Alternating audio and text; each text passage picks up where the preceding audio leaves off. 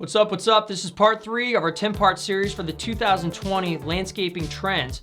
Here's what I want to talk about: vertical gardens and planters. Why? Because they are absolutely hot, and you should care about them because they're going to be everywhere pretty soon.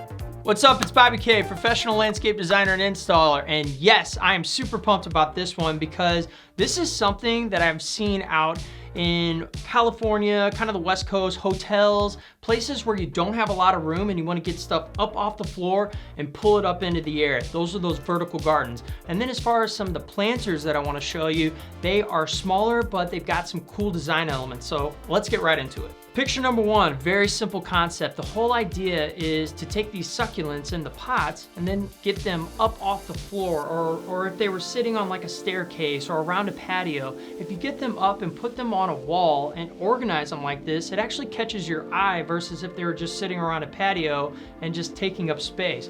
Really cool, simple, easy, clean thing that you can do. This is a weekend warrior project any day of the week, well on the weekends.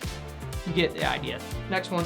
This is what I would call a color wall. This is a work of art. This is Bob Ross in it to the nth degree. I love the fact that you can just put all these plants in there. It starts to grow and it creates just color. Much better than a privacy wall if you can pull it off.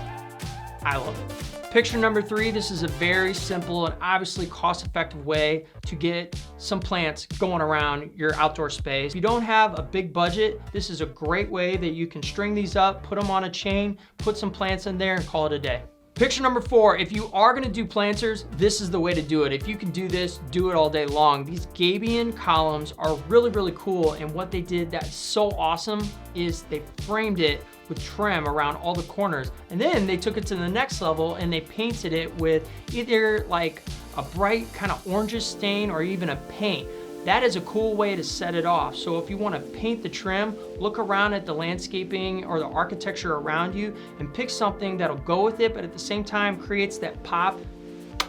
I love it. I love this trend that I think is gonna stay around for a while because it's functional. It takes things off the ground, puts them up in the air, creates works of art, creates something that you can eat. Those vertical walls, you can put stuff in it that you can actually grow and eat, like romaine lettuce. Point is, if you create something that's functional and beautiful, it's gonna stand the test of time. This is something that I know is gonna be around for a while.